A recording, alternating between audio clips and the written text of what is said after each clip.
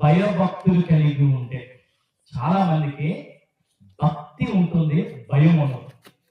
మళ్ళీ వచ్చాను, చాలా మందికి భక్తి ఉంటుంది, భయం ఉండదు. దేవుడు ఇక్కడ భయభక్తులు కలిగి ఉండమంటే మనం భక్తి మాత్రమే కలిగి ఉంటాము, భయం కలిగి ఉంటాం. ఏంటి ఆ భయం? ఒకటి, రెండు భయాలు ఉన్నాయి మానవుడికి.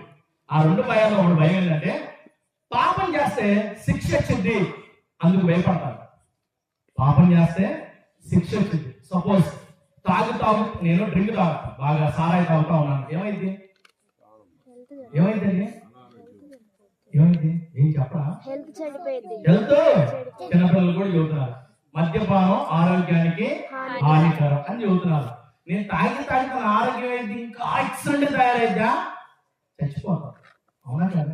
జనరల్ ఎగ్జాంపుల్, అందరూ తెలిసిన ఎగ్జాంపుల్ చెబుతున్నాం. ఓకేనా? సో అంటే పాపం చేస్తే నష్టం వచ్చింది, అదొక భయం.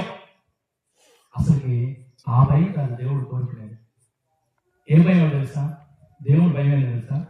దేవుడు మనసును ఎక్కడ నేను బాధ పెడుతున్నాను అనే భయంతో బ్రతకాలి. దేవుడి మనసును ఎక్కడ గాయపరుస్తున్నానో అనే భయంతో బతకాలంట.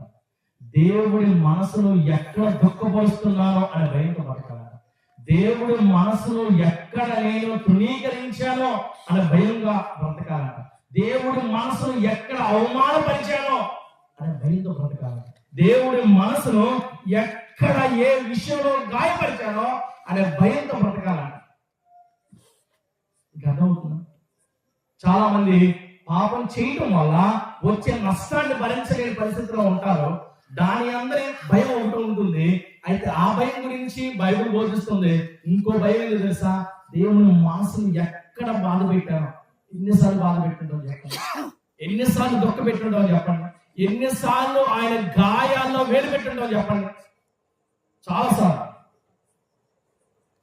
తప్పు చేస్తే శిక్ష వచ్చే దానికన్నా ఆయన యందు ఆయన బాధపడతాడని భయం మనలో ఎక్కువ కలగాలి. ఎందుకు ఆయన బాధపడతాడు అంటే